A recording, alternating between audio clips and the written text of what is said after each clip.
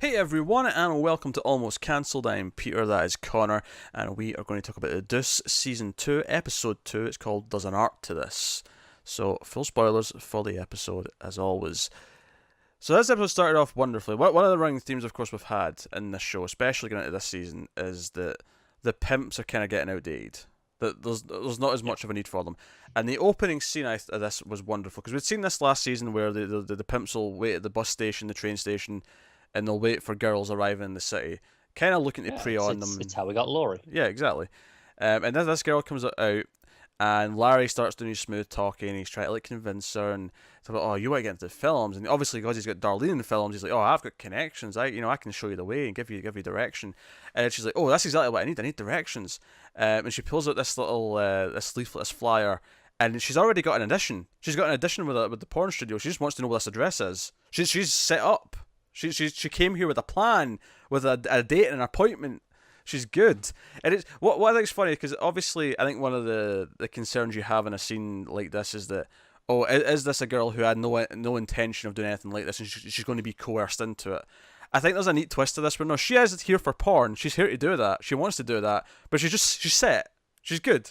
The great moment for me here was when he kind of looks annoyed and horrified. And she thinks that he's disgusted by the fact that she's looking at porn, like going into that, and she's like, no, you know what, never mind, I'll find it, and starts to rush off. He's just mouth agape. He's just it is glorious. God damn it, they're stealing all my talent. Is what he's thinking. And there's not really much point for it. And that kind of leads to his other big scene in this episode where he goes to Candy.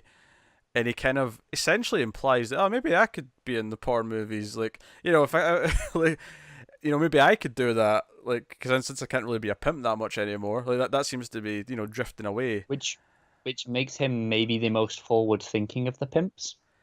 At least in the sense that he's at least actively trying to think of other things he can do. I think it makes him the first one who has actively acknowledged that, okay, the pimp as an art form is dying out. Yeah, I wonder if he's consciously acknowledged it, if he's really it's the sort of thing where he's putting the feelers out, and he gets kind of turned down. She kind of just sort of shoots him down, and with some pretty reasonable reasons, like, oh, are you sure about this? You'd have to take orders from me. You'd have to do what other people say. He does look like he's still thinking about it. Yeah, I think he's definitely hesitant about the whole thing, but he's definitely. He's clearly aware. He's aware he needs something. Yeah, he's aware. And I think there's a wonderful irony to him having to essentially start doing what the girls were doing to an extent. Yeah. Not out in the street as much, of course, not the exact same thing, but in a way where it's almost like bringing them to this equal playing field where they went from being prostitutes up to porn stars, and he's going down from not doing any of it to being a porn star. I think the key thing is what Candy says to him. It says you have to give up the control. Yeah. And that's the key thing for most of the pimps, is the control, right? Oh yeah, absolutely. CC especially. I mean, geez. Oh, absolutely, yeah. I CC, no chance, right? He can't be doing this because he wouldn't be able to. Larry, maybe. Yeah. I mean, that leads on to CC and Laurie, who have a very interesting set of scenes in this one, because CC, as per usual, is playing the system, and he intentionally double books her, and they show up late to the second job, which is not with her, because the first one's with Harvey, and she's there, and she's doing a scene, and they come over to this other guy, and this is where the girl from the first scene pops up for her audition. She's like, and she basically wanders in, and Laurie's watching her, and she wanders in and says, "Hey, I just arrived here to be in your movie. Can I audition?" And the director looks her up and down for a second and says, "Yeah, you can be in the orgy scene. Hey, go with her, the makeup girl, and go get ready." And Laurie's looking over wait, I thought I started this because I was a professional, because I was in the sex industry, and this girl can just show up and do it. And she kind of, and that's why I think she says to CC later, she's like, yeah, half the actresses are, if not the majority of the actresses now, aren't hookers. They're just fresh people who said, I want to do porn. And you can see in the back of her head, it's like, I don't need to be the hooker anymore. Yeah, I don't need a pimp. They don't have pimps. And that obviously leads into... she's being vindicated, of course. Yeah. With the fact that she's been nominated for an award. Yeah, she gets nominated for an award. She's all happy. Because Harvey's giving Candy shit for what would be more artistic. And then he's like, oh, you got nominated for an award for Best Director. And he's like, it has this director. This great moment of... It proves that she is a professional, right? Compared to just the new girls coming in. It's like, okay, no, she she deserves to feel like she is good at this. Mm. But at the same time, it's like, well, but she's aware that okay, there are other options. She doesn't necessarily need the pimp. And I think what's funny about it is that you can almost read this as like she's annoyed that, oh, they didn't have to go through the hard times of being on the street and stuff. But at the same time, I think she more acknowledges the fact that it's actually kind of good that they don't, and it's kind of good that I don't have to. And she's kind of realizing her self worth, and she tries to convince Cece to, like, oh, this adult film awards, let's go to it. It's in, it's in LA or whatever. This fly, and Cece kind of shoots it down, but she's kind of trying to, like, as gently as she can, because she knows what Cece's like. She's as gently as she can. She's trying to explain to him that things have changed. The girls who are in the industry now don't have pimps, and they were never prostitutes before. Things are different. I do love how Laurie actually understands exactly how Cece's thinking, right? Absolutely, yeah. She actually knows what's going on in his head and is like, what's the best way to go about this? And it was that thing where he assumes she's too dumb and that he's the one in charge, but she's actually outsmarting him. She's trying to anyway. I will say, I think Cece has more respect for Laurie than any of his other girls. She can get away with a lot more. She can talk to him a lot more frankly. And he doesn't always just shut her down. Is that respect for who she is, or is it respect because she makes more money being the star? Probably the latter. Yeah, that's what I would think as well. But yeah, so you've got that, but she this other actress says, hey, I was on this talk show. It's it's like a late night talk show, but for porn stars. We talk about sex, and she even talks about how after the show the guy asked her back to his room, and she's like, oh, she's going to make me do this or that. She was like, oh, it'll be the blowjob as a thank you for getting the spot, and she was gonna go along with it because she's like, that's just how it is. And instead, he's like, hey, can I go down on you? And of course, I mean, that's still inappropriate. That in any other setting, that is still straight up sexual harassment, regardless of who wants to do what to who. I mean, at least he asked. True. Better than some. That's better than some. That is true. But but the idea that it was completely different than normal, and Laurie's seeing this power, but more importantly, she's got an agent. And she's like, oh, so who's that? Oh, that's the agent. She was like making sure I was respected on set. Because earlier on, we see that the director's kind of shouting at her for something, and the agent steps in and says, hey, don't treat my talent like that. And she kind of gets in his face. It was basically, the director's like, no, this shot's not working, lift her up more. And she's like, no, that's going to hurt. And the director's like, just do it. And she steps in and is like, no. She said she's not comfortable. You stop doing it. Yeah. So Laurie does have a meeting with this agent. And the agent's like, no, I've seen your work, and unlike a lot of the others, you can actually act. Like, yes, everyone can have sex on camera. I mean, that's relatively easy. Yeah, but you look like you enjoy it, which is funny. She's like, well, sometimes. Because I think what's wonderful about it is that it nicely parallels the scene that Candy has with the director. We'll talk about that scene more later, but she says something very similar about how acting's important more than the sex, and how that's just the easy part. And she's like, hey, like, I could be your agent, you'd make more money, we could do all these things, but you've got to drop the pimp. The pimps are outdated. And clearly the plot here, where we're going with this, is she's going to want to. And the harsh break, and I think this also nicely correlates with stuff that we get at the end of the episode about how we can help girls get out of this life should they want to. Yeah. Are you also a little concerned for Laurie's well-being? That Cece might just stab her? Yeah, I'm a little concerned about that, I admit, yes. Yeah. If in 3 episodes' time she is just, lying dead on the street, I wouldn't be too surprised. Because here's the thing, agents in a lot of ways are kind of like legitimate pimps, in the sense that they're there to represent them. But of course, and they take a cut, that's it, right? Yes, but of course the difference is that one, there's not this weird unspoken thing where if you try to leave your agent, they'll kill you. Two, they're not there to physically fight dangerous people. They're there to negotiate and because they know the business. It's just all Contracts, yes. It's all about contracts. It's about being professional. It's about being legitimate. And even just the fact, I mean, obviously not all agents will be women, but I think it helps the comparison in this show to specifically have the agent be a woman. Even the porn director as well.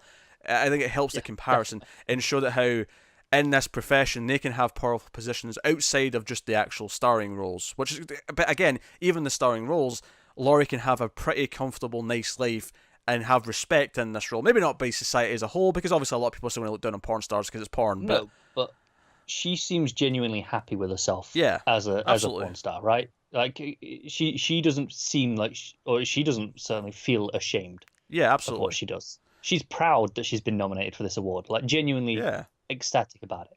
yeah. And it felt very true that she's like, oh, you sometimes look like you're enjoying yourself, and she's like, yeah, sometimes I am. Not always. Like, so, some days you're into it, Sometimes I'm doing my job, and but sometimes I'm sometimes I'm not. enjoying it. Yeah, But um, that felt very true. I feel like the worst porn stars will be the ones who never enjoy it. It's just yeah.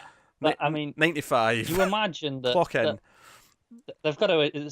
Most of them have got to enjoy it to some degree, at Yeah, least some of the time. I feel like in mainstream porn where it's more on the up and up, I imagine there's got to be Yeah, at least some enjoyment to why they even considered doing that in the first yeah. place. Not I'm all, talking, always, of course, but professional, reputable companies. yes. Yeah, no one has to tell us there's a lot of seedier places that maybe are a bit less Of fair course, that to kind of goes without the saying. stars, but um, but no, so I thought this was some interesting stuff, and I think Laurie and Cece and her trying to break away from him, given how he is going to be potentially scary but fascinating ride all the same. Yeah, So yeah. I'm into it. Uh, so we had that. We'll switch up over to Candy, who is basically frustrated. There's a scene where she's directing Darlene and this guy, and the plot is it's a typical porn scene where he's like, he's behind on rent, and she's the landlord, and she's like, well, you're going to have to make it up for him, and she takes out his dick, and but is it just No, no, you're mixing up a bit. He's the landlord, and she's like, "Oh, I don't have the rent. Can I, make it up to you?" Right? no? It's all the way That's the around. tip. I noticed No, it. but she's No. I noticed it because it was all the way around. She wants payment from him, and she whips it out and says, "Oh, here's like a month's payment right here," and this is the point because afterwards, Candy's directing him, and he says, "No, you're the one who's not in control here. And he's like, "I'm the girl in this scene," and he's like, "Yeah, essentially." see. I see. Maybe I slightly misheard this, but when she was saying, "Oh, you're the one. You're not in control," I thought that was just because she was the one, No. making the You're suggestion. misremembering He this. wasn't. That's Maybe, this yeah. was very specifically. She was the one who was like taking advantage of him, um, Okay. and maybe it was just the way it was shot, and I get why they did this if it's just to make them feel more comfortable, but I'm pretty sure the dick she was holding was fake. If it felt fake to me. Yeah. Well, not felt. That's a weird way to phrase it. It looked fake to me, Yeah. Fair enough. which is not a big deal. I get why. I get why for the actor's sake It's here. definitely not a big deal if it's fake. Yeah. Wait, what? Was that a joke? Yeah. Well, it's not the real deal, is it? Oh, very good. All right. The point being, You can't give me shit for that. Candy gets very frustrated during the scene because they're not really he's not getting it. He's not playing the subversive one, or the submissive one rather. And obviously this is a really normal thing I think now is the idea that like lots of guys like the fantasy of being the one who's dominated or not being in control. That's very normal. If anything, it's completely 50-50 now as to who, you know. Hell, some guys like both. Like some nights they want to be the one in control. Sometimes they want to be the one being controlled. Yeah. Like, it's a very normal thing. But clearly at this point in time, because even the scene with Larry and Candy, Larry's like, oh, these men aren't real men. Like, he has a very specific idea of what a man in a sex scene should be. And this guy's got a problem with this, and he's not feeling quite comfortable with this idea. But Candy's I trying to tell a just to story. go back to Larry for 1 second Yeah. while you were there. I did think it was interesting that he specified you're not casting any brothers, right? Any He black brings guys. up the race, and then I noticed, he's right from everything we've seen. Yeah. Which is interesting because one of the points in season 1 was that was popular stuff, was having a black guy with a white girl, because of the taboo of it, especially the time Yeah. period. So that's interesting, and I wonder if it's actually more to do with what the director says to her later. It's more about the acting and rather than anything else. Although this guy's not doing very well either, because the director's actually standing watching this scene, and then Candy tries to convince Harvey to do let's do more story, let's do more things, let's have a bigger budget movie, the ones that play in the theaters for a long time, and he's like, nah, we have stories, no, we don't, not really, no one wants to stay at the end of ours, after they're finished, like no one cares, and she wants to have a bit more art in her work, and she ends up talking to her editor, I think it is, It's in that scene there though. yeah, I love that immediately after that is when the awards news comes in, Mm-hmm. and Harvey must feel a little bit vindicated, right? That hey, I just got nominated for best director off this work. I Yeah. must be doing something right. But she wants to go bigger and bolder and whatnot, and she speaks to the director, and she we get this obviously the scene at the end where she kind of feels insulted a little bit because the director says, "And stop using whores. They're dead around the eyes." That was the exact line.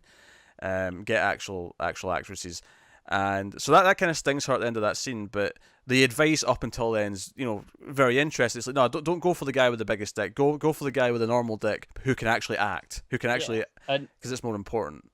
Yeah, I imagine that's why with Candy's stuff specifically, we always see the whores that we know, right, being used for the filming, compared to the other company that we saw is where okay, here's just a random audition girl, Yeah. because Candy wants to do for them, like bring them up, like hey, I can give you something better, because she respects them, because obviously she was one of them, she knows a lot of them. Yeah. She's like helping people that she knows and understands, and she kind of got out by doing this. She got out of that life into this, and she kind of wants to offer that to the other girls, and that makes a lot of sense. Yeah. But the director's kind of shooting that down. And there's also the scene where she's like, "Oh, let's do fairy tales," and they kind of like it's like, "Oh, we can do Snow White," and it's like, "No, we need to cast like lots of little guys to do that. That'd be kind of hard." And then it's like, "Okay, let's do Red Riding Hood," and they start basically almost doing like fake porn dialogue just to sort of like act out how the Red Riding Hood would it's a go. song. Is it? Yeah. I'm unfamiliar with this Little song. Red Riding Hood. Something like 60s, I want to say. Well, I imagine so because it's before the 70s Yeah, at least. yeah. I'm just no. It's an old rock and roll, slightly country. Okay. All right. Yeah. It's a good song. So I wonder if we'll see them filming the Red Riding Hood porno in the next couple of episodes. Yeah, maybe. I'll have Laurie in a little red hood. Sure, she can pull it off. But yeah, I'm sure she will pull it off. Oh, she will pull it off. Well, the wolf might pull it off. Oh, do they have the guy in like lots of fake hair, like fur? This is why they're gonna ask for a little extra helping hand from that other director, because she's moved into slasher movies. Yes. It's like, hey, come and help us out with some creature feature. Yes. Low bar slasher films, I assume, but yes. Yeah. Oh, technically, slasher films didn't really exist yet, just for the record. No. Do they call them? She does use the term slashers, right? How long have you used the term slasher? I get why you're remembering it as that, because it was very similar. It was like, there's I think she said something like there's slashing between the sex scenes or something like that, but it wasn't. She didn't refer to them as slasher movies because I don't think that term didn't exist yet. I know it didn't, and that's why I was thinking that when I was watching. I was like, huh. But they were clearly referencing that sort of movie. Not as slasher as you think of it, because it didn't exist yet. No. But the slightly pre-slasher. Because when I think of the 70s and I think of horror movies that had lots of softcore sex in it, I'm thinking like your female vampire, your Jess Franco shit, all that kind of thing. And I feel like that's maybe more what she's getting at, more than probably. Because actual slasher movies don't actually have that much sex. Because the way she talks about it's like they're actually still porn movies. They just happen to have horror movie plots sort of around them. Whereas it did feel like that. Yeah, whereas actual slasher movies aren't that. They would have some boob shots, but that's not. Yeah. I'm gonna have to go back and check the phrase used, because I agree with everything you're saying, Yeah. but I could have sworn I remember hearing slasher. The word thought slash it was in some capacity might have appeared, but it wouldn't have been. Because I do remember thinking it was weird that they were using that word, If but they maybe did- I misheard. If they did use that word, then it was maybe a mistake to use it. I would agree. But not that it'd be a huge thing to criticise. I mean, it's not a big deal. But as someone who likes horror movies and is particularly fond of slasher movies, I'm very well aware of when the term became a household thing. But so Candy's thing's very interesting. We see her son again a little bit. She's thinking of getting a house where he can stay as well. Success is on the way up. So all very interesting in terms of the filmmaking side of it. Jumping over, we'll do Frankie's quick stuff first. He's got a couple of scenes there. But it was what was introduced last episode about taking the windows away in the peep show booths, and the girls aren't super excited about the idea. And he tries to demonstrate, but getting into the bit himself and dancing in front of the window. And I love how Irene, the co-manager, is just kind of really like monotone, just acting out with them, like giving them money, like here you go, oh that's sexy, like just kind of going through the motions. One of the girls leaves because she's not very happy with it, but they kind of convince the rest. The rest of them don't need that much convincing. They're kind of into it. They're like, hey, they're doing this, down that other place, and they're making shitloads in tips. Yeah, yeah, they can get tips, and of course we get the funny scene later on where the guy gets his arms stuck, and she's cut. The girl's cut on her chest, and Frankie comes running in to help. Was he stealing the money again? I think he was. He was at the safe. He was dumping money into his pockets. It looked like he was stealing the money again as this happened. So I mean, I guess his one redeeming feature is he did go and help. He didn't just carry on taking the money and use it as a distraction. I loved that he went to the booth next door, to put in the quarter, stuck his head in. He's like, "Hey, press the button." Press it. Not next door, because he opens that. That's right. And there's a guy in there. Yeah, it's two doors over. Down. Yes, it's the next one over. But he's sticking his head through. Like, no, come on, put it over there. Also, she does this. Like, it's not working. Yeah, also, I liked it for legal reasons. He's to specify. Obviously, he also says for safety reasons, but he specifies their hand goes through the window to you. You never put your parts outside your side of the window. And I liked it from a legal perspective. That kind of clears them in terms of prostitution because the guy is reaching through, and it's more of a. But even so, make sure they're not a cop. Yes. Because then because if you actually encourage it, then you're kind of, I think, complicit anyway. Yeah. Soliciting at that point if you're encouraging it. Yeah. I'm not sure what the exact rules are, like how far you have to go before it's prostitution. Yeah. Like, because what's the difference between getting a lap dance at a strip club, and were the rules in the 70s the same as they are now? I have no idea. I mean, the difference is you don't touch with a lap dance. Yeah, I mean, I guess they're touching you though. Yeah.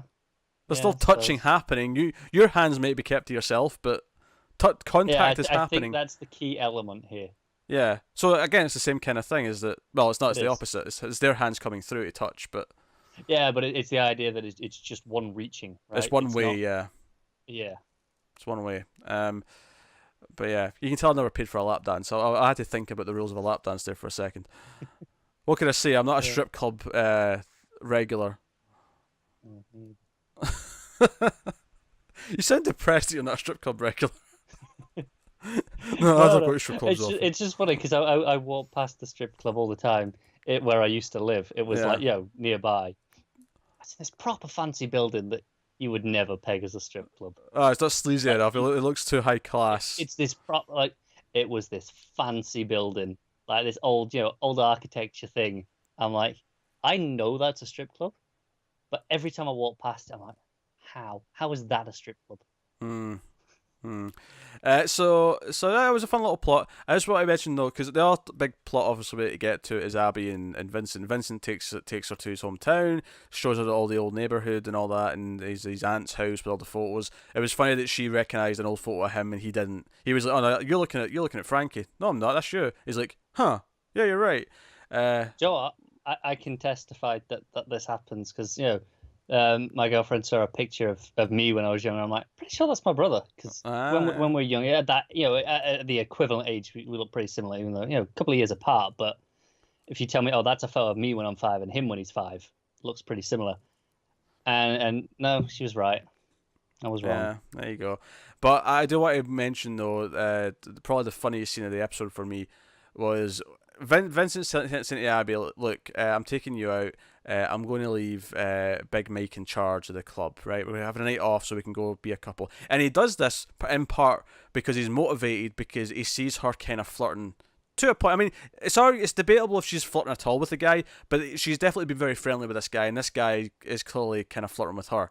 Guy who was in one of the bands that she had in the club. And he looks very distraught during this scene, and he's clearly making an attempt to connect with her and say, "Hey, look, we're a couple. Let's just make this bond." I actually thought he was going to propose at some point, to be honest. Like I thought it was building up to that.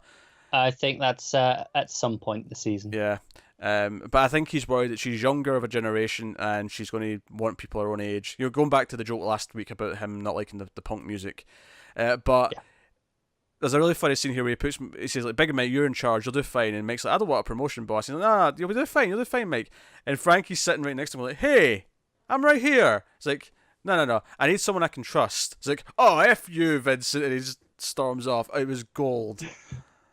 Yeah, Mike looks kind of proud of himself at this point Yeah. here, but also a little bit bewildered as like, wait, what's happening? Also, I love that Mike. We see a brief glimpse of him running the club right during the night, and it's like, he owns it later in the night, doesn't he? Yeah, it's like 3 a.m. or whatever. He's like, "Okay, you're used to it this 4. You're used to it this time."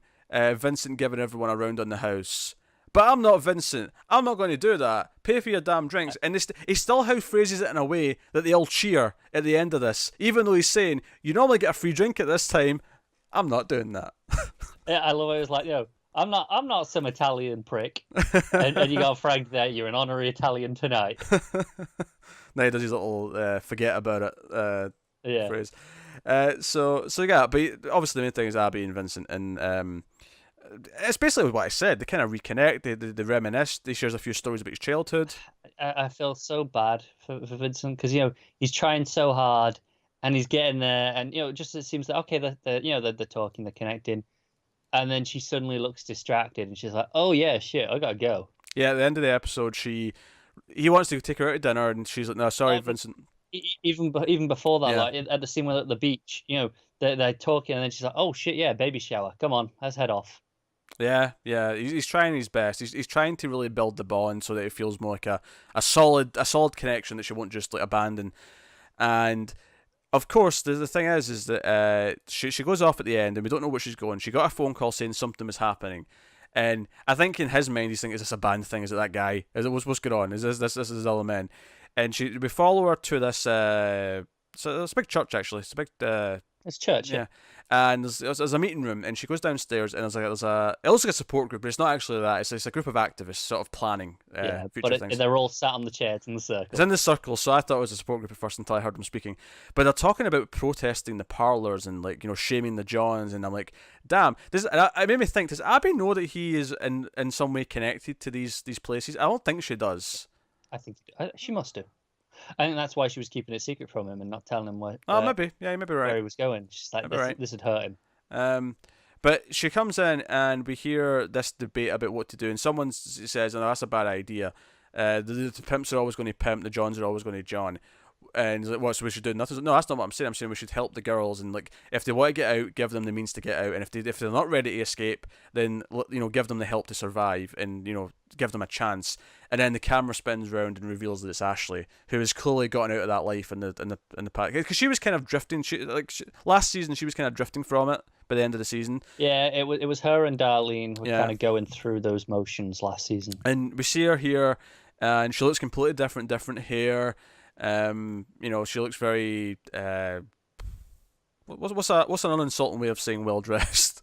I just mean that she looks sophisticated. Yeah, she looks like she's not a hooker anymore, I guess. That's basically what I'm saying. But yeah. She's sitting there, and Darlene. It's not Darlene. Sorry. Abby smiles at her, and she just sort of smiles back. Cue the bass, and that's when the bass kicks in, and it's like, all right, so Ashley's back, and Abby's making progress, and this is clearly going to be a thing, and so much. And do you know what I think is fun about this show? And fun's a weird word to use here, but I think it actually is kind of the fun. The fun way it's playing with it is that we get the plot of how porn kind of got started, but more than that, the show feels like it's about more of how we actually progressed rather than receded. It's not that porn's a bad thing in and of itself. It's that's how a lot of people got more power, and the women in the sex industry maybe became a bit more legitimate. And then on top of that, we have the activism side and how to help people get out of prostitution. Like, it's actually, for as much as you think getting into this show is going to be this sleazy thing in the streets of New York where it's all the hookers and stuff. No, yeah. There's a lot of actual advancement going forward, and this smirk at the end from Abby's kind of like, oh, okay, game's on.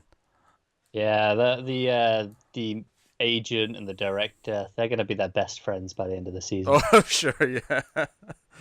Like, look at what we can achieve. Yeah, and that's interesting. And obviously, we see there's not a lot of Darlene in this episode. Of course, she only has that one scene at the porn shoot, but she's definitely on that path as well. We'll see where she goes, and how Larry So one of the pimps, maybe that's the twist. Maybe it's Larry who does something bad instead of CC. Maybe that's the swerve.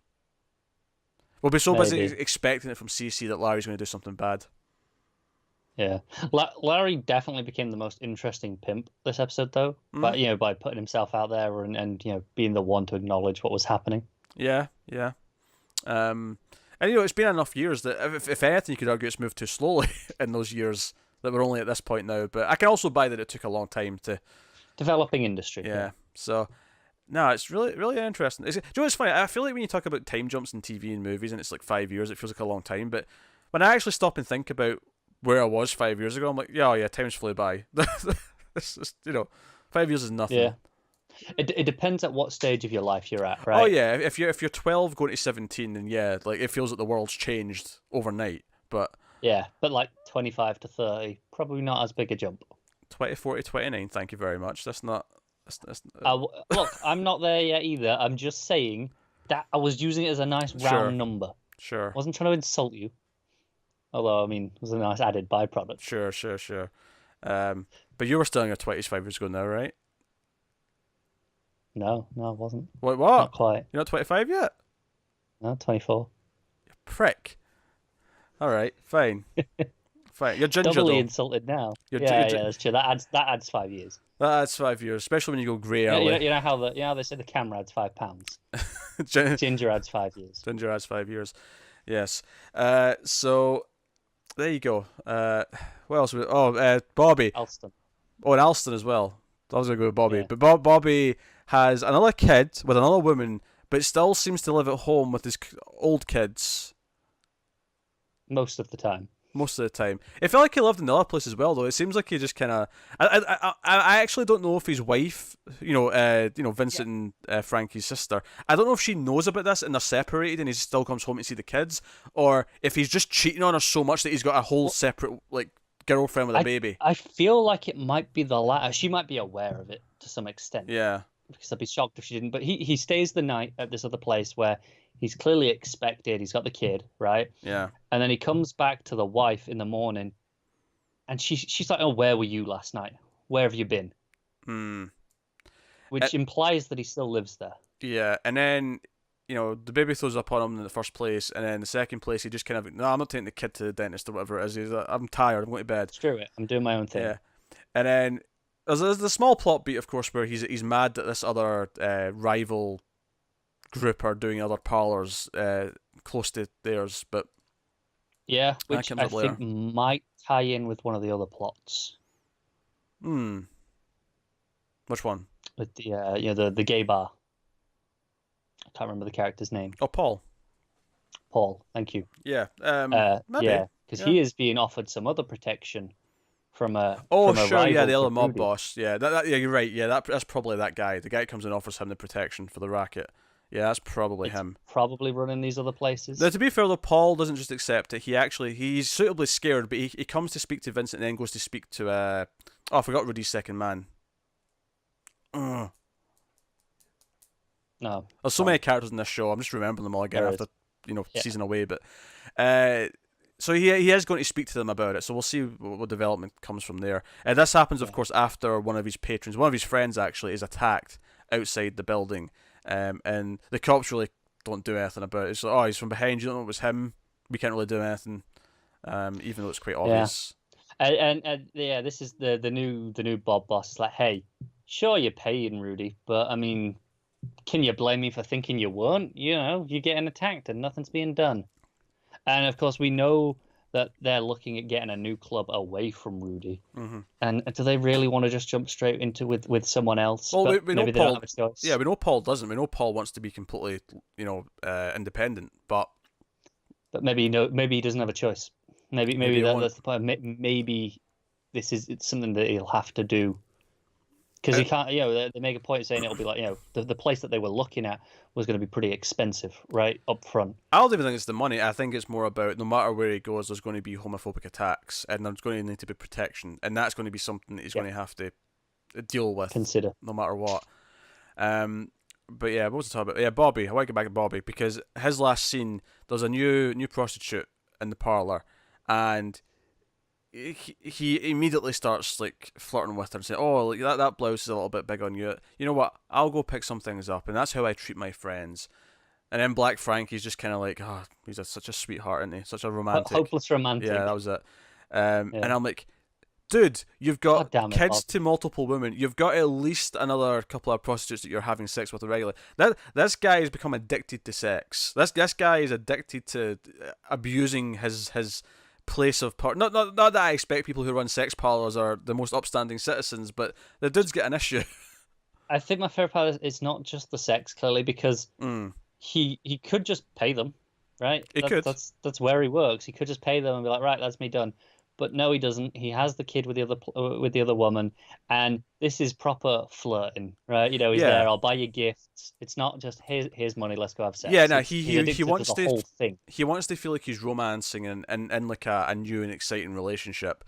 But he keeps leaving, of course, the baggage of having kids with multiple people. Yes. And, I don't know if the other woman who had the kid with was also a prostitute beforehand. We have no way of knowing that, I don't think, at this point. But We don't. I think I'm kind of just assuming so based on everything we know about Bobby. yeah, that's fair.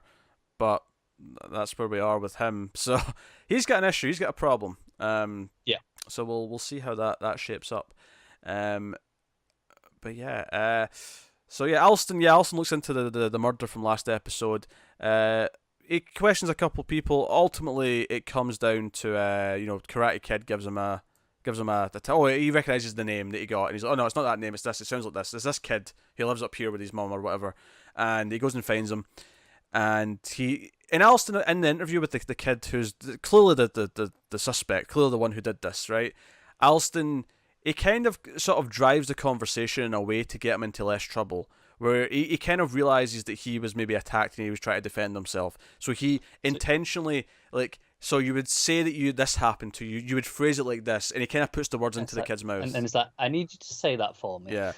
Then I notice how he doesn't take any notes and jot anything. He doesn't take a statement down until he's gone through that whole process of like, okay, I know what he's going to say. Now I'll write it down. And it shows that he cares. That he cares that this kid is much a victim of the neighborhood and the system, and it's not just this outright murder where he planned to attack someone to rob him or whatever. Because it does sound like this. Because the way he puts it later, when the guy from the mayor's office shows up to talk to him about the case again, the point Alston makes is very blunt. He's like, no, the tourist tried to attack him. It feels more like the New Yorkers need protection from the tourists than the tourists need from us. And he kind of flips it on his head. So obviously it's going to be a running thing, but that was a really inventive flip to it. And then the other cop's back with his wife. Not very happy about it, but he's he's back with his wife. No, he has a new philosophy in life. Everything's shit, so you might as well choose the thing that's the least shit. Yes. Words to live by. I agree. What a very wise man. Yes. He's clearly not. He's miserable all the time, and whatever. But yeah.